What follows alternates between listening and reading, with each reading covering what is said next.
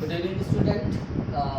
Student, today we are going to start learn English. As I have written, learn English. Student, either if you are in class 9, 10, 11, 12, whatever you are in these four classes. Actually, what I have seen being a teacher, students who are just studying in CBSE board, but I have often I found the students who are unable to make sentences, who understand what the answer should be, but when in the notebook the students are unable to make sentences, correct sentences. Students, we will learn English like to maintain your sentence power, how to make sentences. मतलब overall ये कि हम वो English नहीं पढ़ेंगे जो आपके exams में आने वाली है. हमारा फोकस सिर्फ इस पे होगा कि वो स्टूडेंट जो क्लास 11 12 में है और सेंटेंस नहीं बना पाते, ठीक है, और इस कारण से उनके अंदर जो नॉलेज होती भी है वो नॉलेज को वो दिखा नहीं पाते कॉपी पर. ठीक, सेंटेंस अगर हम कॉपी चेक कर रहे हैं, सेंटेंस का मतलब नहीं निकल रहा, तो हम तो ये कहेंगे कि आपने गलत लिखा. ठीक, तो हम उस तरीके के इंग्लिश पर फोकस करेंगे जो आपके लिए एक हेल्प करेगी. आप अगर अकाउंट्स आपने लिया, अगर आपने कॉमर्स सब्जेक्ट चुना है तो आपके बिजनेस स्टडीज़ पर कोर थ्योरी लिखनी है, आपके इकोनॉमिक्स में हाफ पोर्शन थ्योरी का है, और आपके एज वेल एज एक सब्जेक्ट आपका इंग्लिश का है. अकाउंट्स में भी न्यूमेरिकल की कुछ थ्योरीज आती हैं बोर्ड में भी as well as home exam में भी. तो हम इस तरीके की ही इंग्लिश पे फोकस करेंगे, क्योंकि वैसे अगर इंग्लिश सीखेंगे कि नाउन पार्ट्स ऑफ स्पीच क्या है और आर्टिकल क्या है, और जितने भी पार्ट्स ऑफ स्पीच होते हैं 8 पार्ट ऑफ स्पीच के बारे में अगर हम नाउन को ही लें तो नाउन के भी बाइफर्केशन है, प्रोनाउन के भी हैं, वर्ब एडवर्ब एडजेक्टिव सबके हैं. तो हम वही कोशिश करेंगे जो हमारे हमको सेंटेंस बनाने में मदद करे और एज वेल एज बोलने में भी मदद करे. अगर आप सेंटेंस बना के लिख सकते हैं तो बोलने में क्या है, थोड़ा रैपिड सेंटेंस आपके अंदर जब सेंटेंस बनाने की कैपेसिटी आ जाती है और by the passage of time and you keep on practicing, तो क्या होता है, ये जो सेंटेंस बनाने में समय लगता है वो थोड़ा कम लगता है, so that you will feel easy to speak in English also. तो what we will learn, we will learn English but we will focus to make sentences only. ठीक, और सेंटेंस के में जो भी हम सेंटेंस बनाते हैं पूरे के पूरे ओवरऑल इंग्लिश में अगर आप देखेंगे तो 2 चीज़ें हमको मेनली फोकस करना होता है, एक एक्टिव वॉइस, दूसरा पैसिव वॉइस. मतलब एक जो टेंसेस होते हैं उसमें एक्टिव वॉइस और पैसिव वॉइस, और बाकी जैसे एक नरेशन है, अगर नरेशन को आप नहीं भी आपको आता है तो स्पीकिंग में नरेशन का कोई मतलब नहीं है. और नरेशन क्या होता है, किसी की बात को कन्वर्ट करना. तो आप किसी की बात को अपने ही शब्दों में कह दीजिए, ज़रूरी नहीं, मतलब जब सेंटेंस मेक करने जाएंगे तो आपको नरेशन की बहुत ज़्यादा ज़रूरी नहीं. हाँ, इंग्लिश का एक पार्ट आपको आना चाहिए, वो अलग सी बात है. That is why I am saying कि we will focus on only to how to make sentences, so that once you will start making sentences, in the next you can speak also. Slightly you will start speaking, और जब आपका ये जो sentence making में समय लगता है वो कम समय में जब आप मन के अंदर ट्रांसलेट करने लगते हैं तो क्या होता है, आपको बोलना भी आसान होता है. ठीक है, हम एकदम ये मेरी सेल्फ स्टडी थी और बहुत दिन से मैं कोशिश कर रहा था कि वो स्टूडेंट जो, मैं वैसे आपको पता है अकाउंट्स का टीचर हूँ, लेकिन वो स्टूडेंट जो अकाउंट्स के साथ जो बिज़नेस पढ़ते हैं और कुछ अच्छे से सेंटेंस नहीं लिख पाते, या फिर हम अगर अकाउंट्स की भी थ्योरी देते हैं न्यूमेरिकल बेस, समझते तो है लेकिन थोड़ा सा वो बात नहीं आ पाती, तो हम मेनली उनकी मदद के लिए, या फिर आपने अगर मैथ चुना है, आपने बायो चुना है, तो अदर सब्जेक्ट में भी आपको फिजिक्स में थ्योरी कुछ ना कुछ लिखनी है, आपको बायो में कुछ ना कुछ थ्योरी लिखनी है, आपको केमिस्ट्री में कुछ ना कुछ थ्योरी लिखनी है। तो सेंटेंस मेकिंग कैपेसिटी आप क्लास 9th में हो, 10th में हो, SST अगर आप पढ़ते हैं, हर जगह ज़रूरत पड़ती है CBSE बोर्ड के स्टूडेंट को। तो हम यही फोकस करेंगे कहाँ पर, सिर्फ और सिर्फ सेंटेंस मेकिंग कैपेसिटी पर। मेरा इंग्लिश पढ़ाने का मतलब सिर्फ और सिर्फ इतना ही। और मैं पूरी की पूरी पिछले मैं 7 से 8 लॉकडाउन में मेरे पास कोई बुक नहीं, छोटी छोटी किताबें मेरी बहनों की क्लास किसी की 8 की मिली, किसी के 10 की मिली, यूपी बोर्ड की मिली, कहीं CBSE बोर्ड की मिली। मैंने कुछ 5-6 दिनों में कुछ अच्छे नोट्स तैयार किए कि आपको इनिशियली कुछ ऐसे क्लास दे दूँ जो आपके लिए मददगार साबित हो। चलिए स्टार्ट करते हैं।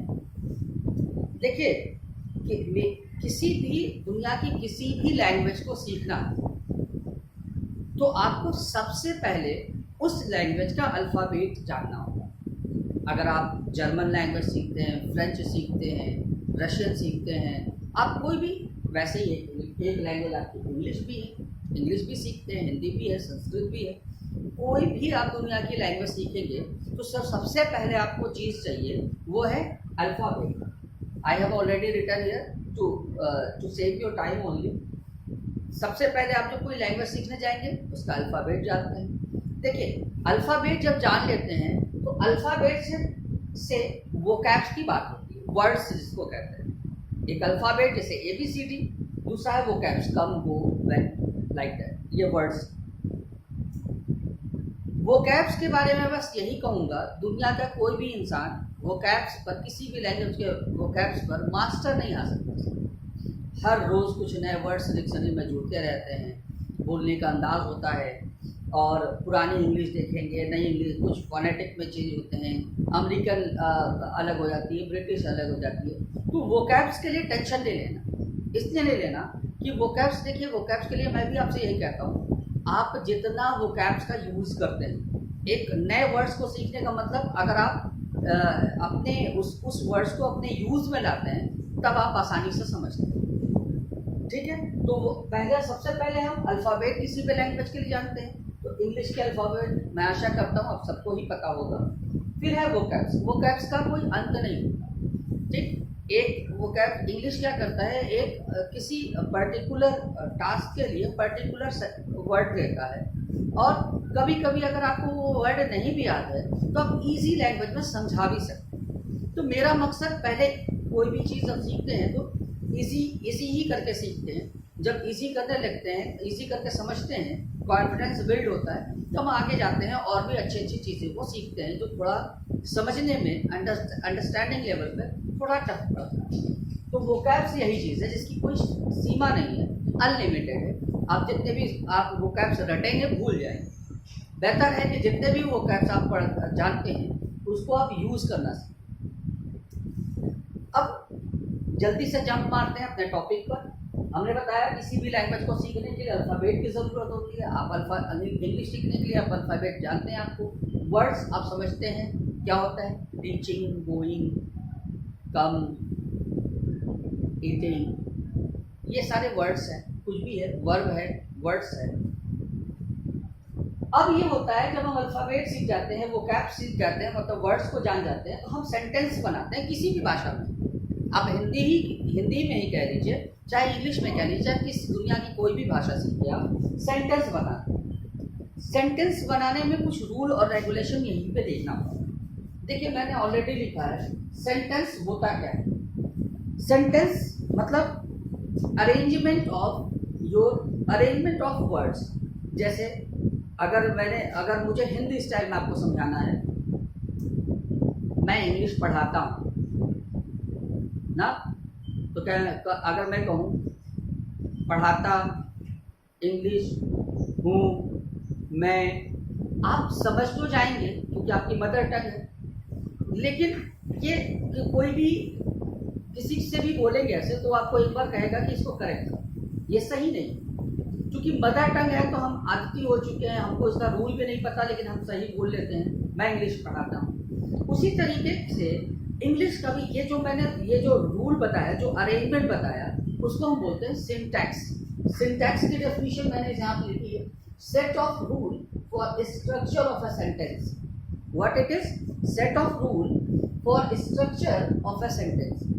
सिंटैक्स का मतलब होता है कि वो रूल और रेगुलेशन जो कि एक सेंटेंस के स्ट्रक्चर के लिए बनाया है। ठीक है, सेंटेंस मतलब हिंदी बोलते हैं वाक्य। मैं इंग्लिश पढ़ाता हूँ, मैं एक हिंदी से शुरू करता हूँ। देखिए, हिंदी को मैंने बेस क्यों मानना, अब हो सकता है अलग अलग लोगों की सोच हो, लेकिन मेरा मानना है, मैं भी हिंदी मीडियम से पढ़ा हूँ, यूपी बोर्ड से पढ़ा हूँ, और मैंने भी मेहनत से इंग्लिश को सीखा है। बहुत ज़्यादा दिन नहीं, 4 साल पहले कायदे से अच्छे से इंग्लिश सीखा है। तो मेरा मानना है कि जो बीइंग एन इंडियन, एक हिंदुस्तानी होने के नाते जो पहला थॉट मन में आता है ना, वो आता है हिंदी। ठीक है, आप किसी भाषा की यूज़ करते करते आप बंगाल में कुछ ही रह लेंगे, बंगाली बोलना सीख जाएंगे, क्योंकि वो यूज़ होती है। तो लेकिन जो पहला थॉट मेरे मन में आता है, मैं नॉर्थ ईस्ट यूपी का हूँ, तो वो क्या होता है?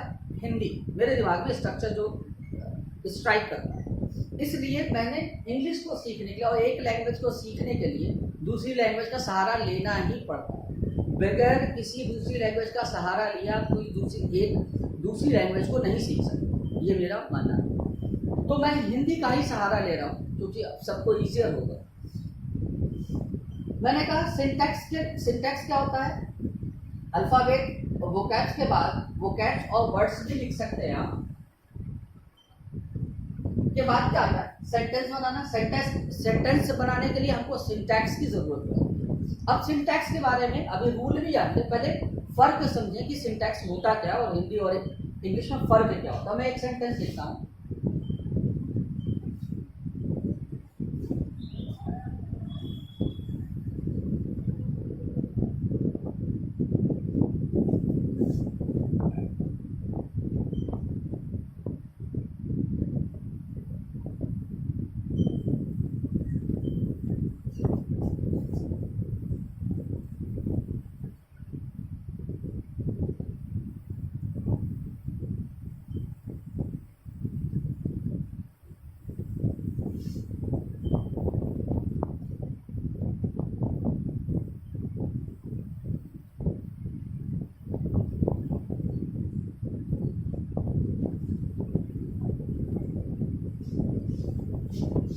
देखिए मैंने हिंदी में एक सेंटेंस दिया आपको, मैं इंग्लिश पढ़ा रहा हूँ। अब देखिए पहले हिंदी के ही सिंटैक्स को समझिए आप।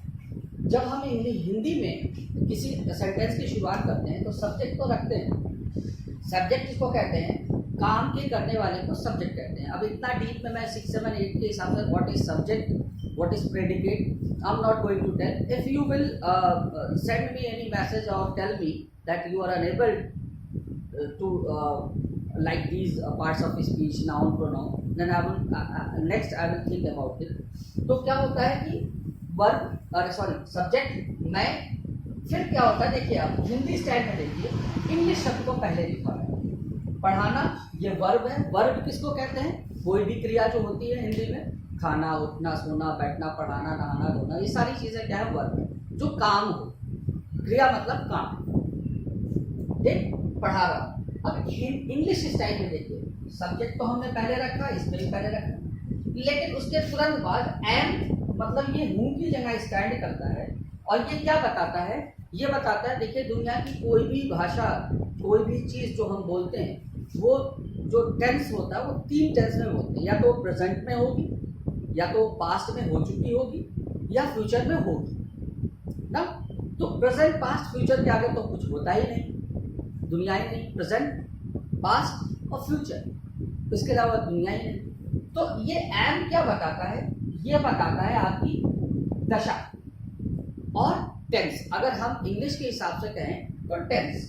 टीचिंग, देखिए वर्ब आ गया, और टीचिंग में ये जो फॉर्म आप देख रहे हैं, ये और ये हेल्पिंग वर्ब जिसको बोलते हैं, दोनों मिलकर के क्या बताते हैं? दोनों मिलकर के हमको कहीं ना कहीं किस काल में, किस टेंस में काम हुआ है, इसके बारे में इंडिकेट करता है, और ये वर्ब। लेकिन अब हिंदी स्टाइल को अगर देखेंगे तो ये जो ऑब्जेक्ट है, मैं क्या पढ़ा रहा हूँ? इंग्लिश। ये जो ऑब्जेक्ट है, ऑब्जेक्ट को इंग्लिश सिंटैक्स के हिसाब से मैंने बाद में रखा, और हिंदी सिंटैक्स के हिसाब से मैंने इंग्लिश को, इस ऑब्जेक्ट को पहले रख दिया। ठीक है, और इंग्लिश सिंटैक्स हिंदी सिंटैक्स के हिसाब से वर्ब बाद में आ रहा है, और जबकि इंग्लिश सिंटैक्स के हिसाब से सबसे पहले सब्जेक्ट, उसके बाद हेल्पिंग वर्ब और उसके बाद वर्ब। हेल्पिंग वर्ब और वर्ब की फॉर्म मिल करके हमको टेंस का इंडिकेट करती है। ठीक है, हेल्पिंग वर्ब और वर्ब की फॉर्म ही हमको बताती है तो वो सेंटेंस किस टेंस में है। और ये हेल्पिंग वर्ब और वर्ब का फॉर्म अगर आप नहीं समझ पाते किसी भी लैंग्वेज के ग्रामर में, तो आपको बहुत सारी समस्या होती है। अगर मैं बोलूँ Gandhi ji is a good person and Modi ji was a good person, तो इन दोनों में बहुत ज़मीन आसमान का फर्क हो जाता है। फर्क हो सकता है आप समझ सही रहे हो, आपको जो बोलना है, लेकिन आप नहीं समझ पा रहे कि वॉज और इज कहाँ यूज़ करना, तो ये अर्थ का अनर्थ निकालता है। तो इसीलिए हम ज़्यादा इंग्लिश को सीखते वक्त हम ज़्यादा हेल्पिंग वर्ब और वर्ब के फॉर्म पर हम मेहनत करते हैं। ठीक, मैं अभी फिलहाल फिर से रिवाइज आते हैं, पहले सिंटैक्स को समझते हैं कि बेसिक फ़र्क क्या होता है हिंदी और इंग्लिश स्टाइल में। अब देखिए, हिंदी का मैंने एक सेंटेंस लिखा और इंग्लिश का एक सेंटेंस लिखा। मैं और एक लिखता हूँ, मैं कल जाऊँगा।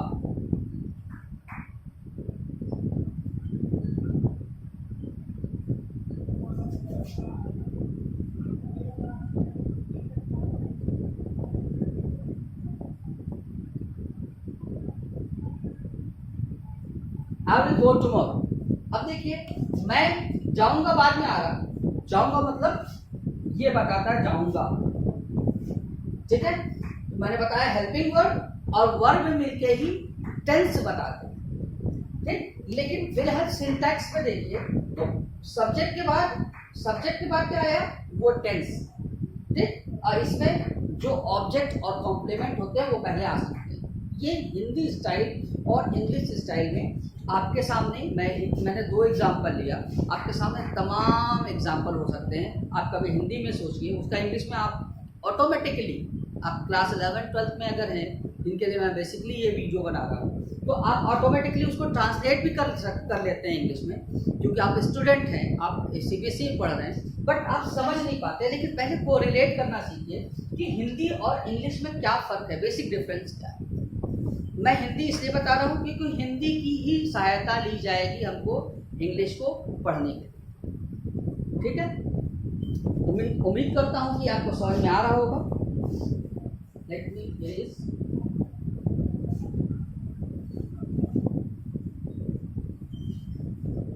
ठीक।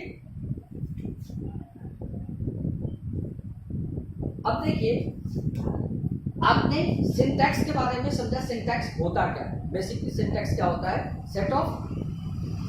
मैंने लिखा set of rule for structure of a sentence, चाहे वो हिंदी के का सिंटैक्स हो, हिंदी के सेंटेंसेस का, चाहे वो इंग्लिश के सेंटेंस का हो।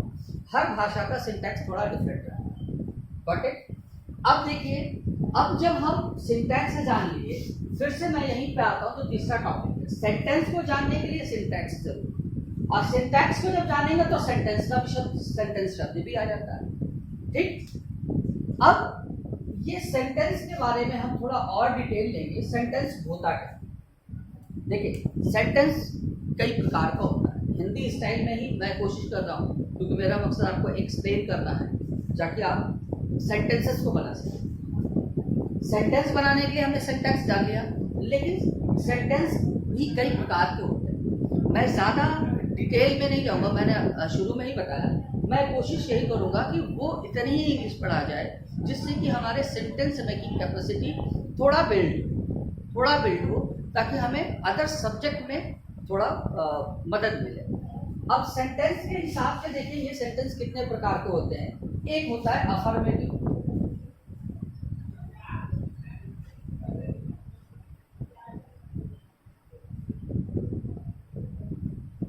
ठीक। अफर्मेटिव मतलब सकारात्मक, मीन्स पॉजिटिव सेंटेंस भी कहते हैं, सिंपल भी कह देते हैं। दूसरा होता है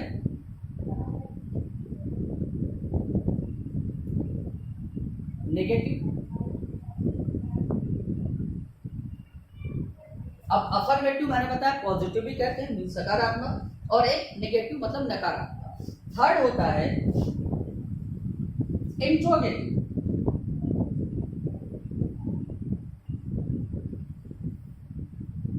और फोर्थ होता है इम्परेटिव।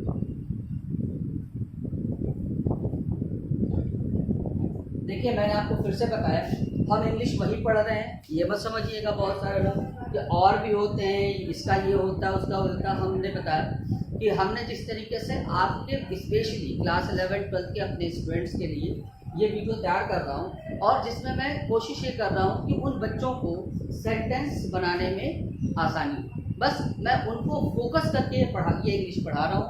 ये इंग्लिश अगर आप देखेंगे मैं डीप में नहीं जा रहा, इसलिए आप इस बात का ध्यान दीजिएगा, आपके मन में क्वेश्चन मार्क लग भी सकता है। अब अफर्मेटिव के बारे में जानते हैं, ये होता क्या है।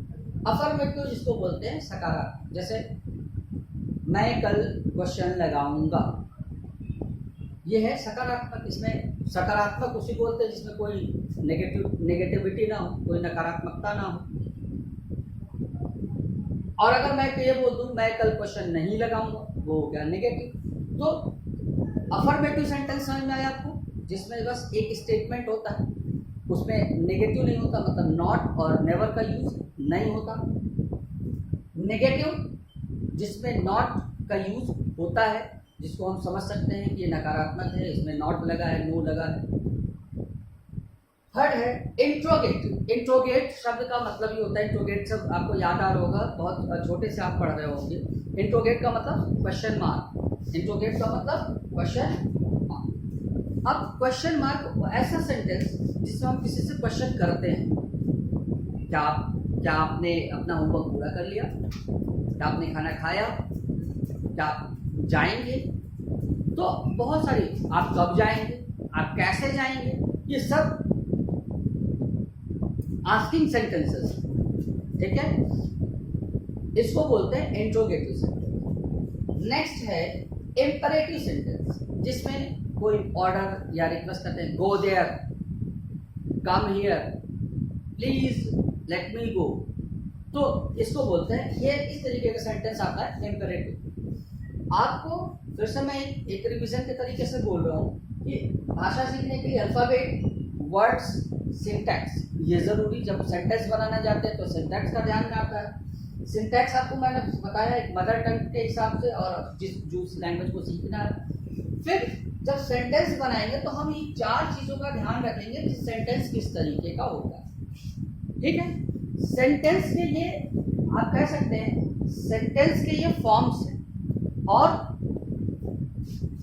अब देखिए कि अलग अलग इस फॉर्म में अलग अलग सिंटैक्स भी यूज होता है। अगर मैं बोलूं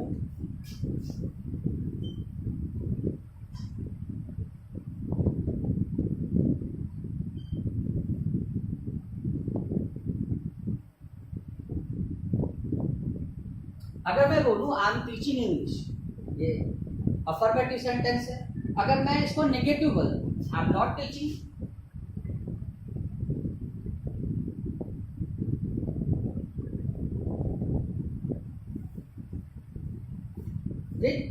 अगर मैं पूछूं इंट्रोगेट करूं, मतलब मैं आई एम टीचिंग इंग्लिश, मैं इंग्लिश पढ़ा रहा हूं, आई एम नॉट टीचिंग इंग्लिश, मैं इंग्लिश नहीं पढ़ा रहा, ठीक। तो एक होता, पहला हुआ सकारात्मक, दूसरा नकारात्मक, अफर्मेटिव और नेगेटिव। अगर इसको इंट्रोगेट करूं, क्या मैं इंग्लिश पढ़ा रहा हूं, तो हम कह देंगे एम आई टीचिंग इंग्लिश। अगर मुझे इसको इंपरेटिव बनाना है, अगर आपको कहना है इंग्लिश सीख, ऑर्डर देना है इंग्लिश सीखिए, लर्न इंग्लिश, इस सेंटेंस को नहीं इंपरेटिव में चेंज कर सकते हैं, आई एम टीचिंग इंग्लिश, क्योंकि इसमें कोई आदेश दिया जाता है। कम, अगर मैं आपको आदेश दूँ कम हियर, तो देखिए कम हियर में ये हो गया इंपरेटिव सेंटेंस। मैं इजी एग्जांपल ले रहा हूँ। अब देखिए ये जो चारों मैंने सेंटेंस के फॉर्म्स को बताया आपको, इन सब का स्ट्रक्चर मींस सिंटैक्स थोड़ा थोड़ा फर्क। इसको जिस दिन हम समझ लेंगे और जिस दिन हम टेंसेस को समझ लेंगे, किस टेंस में कौन सा हेल्पिंग वर्ब और किस हेल्पिंग वर्ब के बाद वर्ब की कौन सी फॉर्म लगती है, अगर आप इतना समझ लेंगे तो I am ensuring you I'm assuring you that you will be able to make sentences. When you will be able to make sentences, then you will be after some time you will be able to speak sentences. When you will start speaking sentences, then slightly you will go and you will overwhelm over a language, and you will feel easiness, you will feel confident, and you will have a interest to learn more and more about the languages. ठीक है, तो आप इस basic फर्क को समझिए जरा। अब देखिए इसमें क्या है कि क्या फर्क हुआ। आई एक सब्जेक्ट है, एम हेल्पिंग वर्ब है, टीच वर्ब है, और उसमें आईएनजी का फॉर्म बताता है कि किस जो आप टेंस मैंने बताया प्रेजेंट पास्ट फ्यूचर, उसके भी कई टाइप होते हैं। प्रेजेंट में भी एक इंडेफिनिट होता है, कंटिन्यूअस, परफेक्ट, परफेक्ट कंटिन्यूअस, ये सब मिला के 12 हो जाएंगे। अभी आप इतना तो जानते ही होंगे, भले ही नहीं आ रहा हो, नाम तो सुना होगा। मैं फिर से बता रहा हूँ कि ये मैं वीडियो सिर्फ और सिर्फ अपने 11th-12th के स्टूडेंट के लिए बता रहा हूँ। 9th-8th वाले भी देख सकते हैं कि वो फैमिलियर होते हैं कि ये होता है। तो टेंस और टेंस के जो काइंड होते हैं, मतलब ओवरऑल 12 जो होते हैं, वो आपको मैं अभी बताऊंगा नेक्स्ट वीडियो में। पहले बेसिक फर्क समझिए। सब्जेक्ट, हेल्पिंग वर्ब, वर्ब में फॉर्म और ऑब्जेक्ट, ठीक है। ये तो सिंटैक्स अगर देखेंगे आप, सिंटैक्स अगर इसका देखेंगे क्या बोलते हैं अफर्मेटिव सेंटेंस का, तो क्या हो गया, subject plus helping verb plus main verb मतलब वर्ब प्लस ऑब्जेक्ट। अब देखिए वर्ब की आपको इतना तो पता ही होगा, पार्ट्स ऑफ स्पीच में आपने पढ़ा है, नाउन, प्रोनाउन, वर्ब, एडवर्ब। तो एवरी वर्ब हैज 3 फॉर्म्स। हर एक वर्ब का 3 फॉर्म होता है। पार्ट्स ऑफ स्पीच आप जानते हैं, लेकिन मैं वर्ब को मेनली, हम जब सेंटेंस बनाते हैं तो वर्ब को ज़्यादा ध्यान रखते हैं, क्योंकि हमने बताया वर्ब और हेल्पिंग वर्ब मिलके ही टेंस को बताते हैं कि आप किस टेंस में बोल रहे हैं। काम पास्ट का है कि प्रेजेंट का है, प्रेजेंट का है तो कंटिन्यू है कि हो चुका है प्रेजेंट में, ये सारी चीज़ें तय करते हैं। वो नेक्स्ट वीडियो में पढ़ेंगे आप, you need not to worry. तो आप इस सिंटैक्स को समझे, सब्जेक्ट फिर हेल्पिंग वर्ब, वर्ब, ऑब्जेक्ट। अब देखिए इसमें क्या है, आई एम नॉट टीचिंग इंग्लिश, वही चीज़ है, सब्जेक्ट, हेल्पिंग वर्ब, उसके बाद नॉट जोड़ है।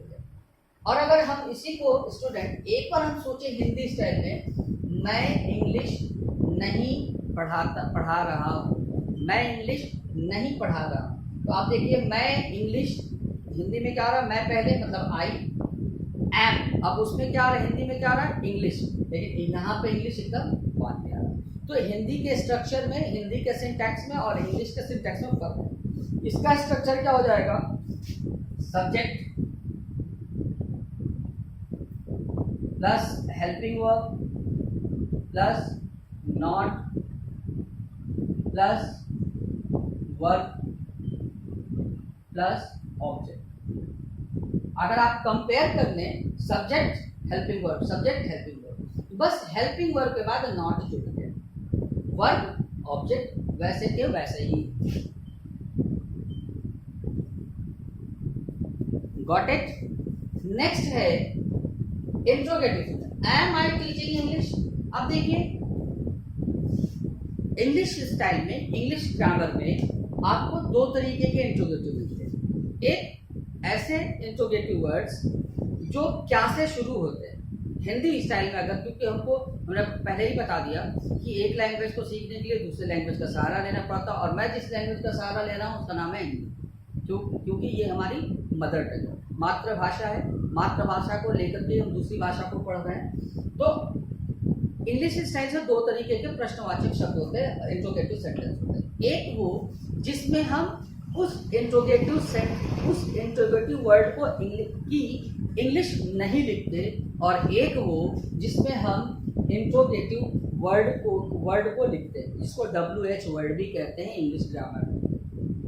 व्हाट, व्हेन, हाउ, ना, whom, ये सारे WH वर्ड आते हैं, मैं इसको नेक्स्ट में बताऊंगा। मैं थोड़ा सा इजी पे रख करके आपको आगे पढ़ा रहा हूँ, और ये फर्स्ट वीडियो है ताकि आप थोड़ा प्रिपेयर भी हो जाएं। एक नोट्स कॉपी और एक, अगर आपके पास कोई भी, कोशिश कीजिए कि हिंदी स्टाइल की बुक हो और वो छोटे क्लासेस की हो, मीन्स थोड़ा लैंग्वेज इजी होगा, 7th 8th की हो।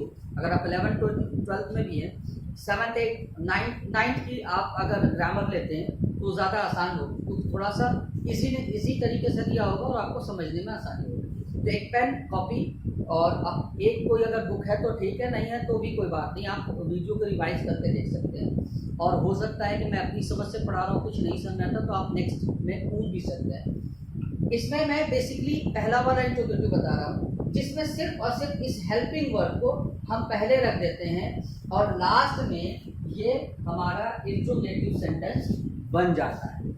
देखिए, इसको मैंने बनाया, M I teaching English.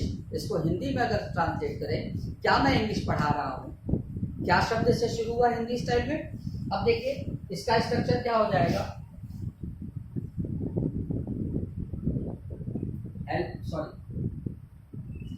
Helping verb plus subject plus verb plus object, ये सिंटैक्स हुआ। इसी को बोलते हैं सिंटैक्स।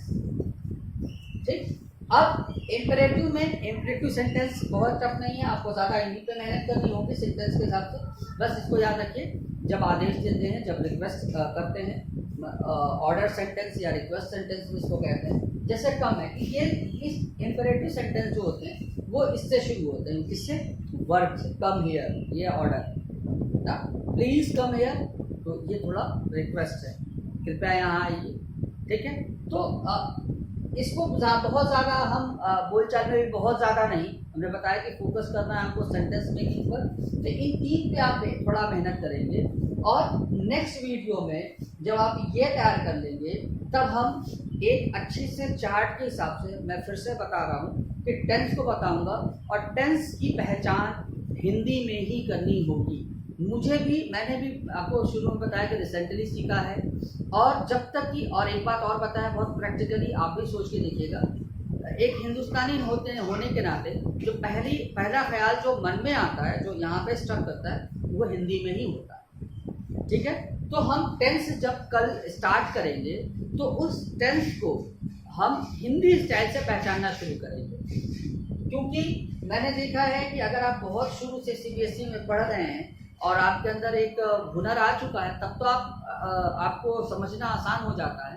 लेकिन ज़्यादातर जगहों पर ज़्यादातर बच्चे नहीं समझ पाते, भले ट्रांसलेट कर लेते हैं, लेकिन उसके नियमों को अंदर तक एम्बाइब नहीं कर पाते। ठीक है, तो ठीक है, आज के लिए बस करता हूँ, क्योंकि ये पहला क्लास है। थोड़ा आप भी प्रिपेयर हो जाइए, माइंड प्रिपेयर कर लीजिए। हम इंग्लिश सीखेंगे और ज़रूर सीखेंगे, दुनिया की कोई ऐसी चीज़ नहीं जो टफ है। ठीक है, इस लॉकडाउन में जैसी सुविधा हो रही है, मैंने बताया, मैंने भी प्रिपेयर किया है, और भी बहुत सारी चीज़ें प्रिपेयर है। आज के लिए मैं इतना ही रखता हूँ, क्योंकि कल से थोड़ा प्रिपेयर मिलेंगे। ठीक है, ओके, बाय।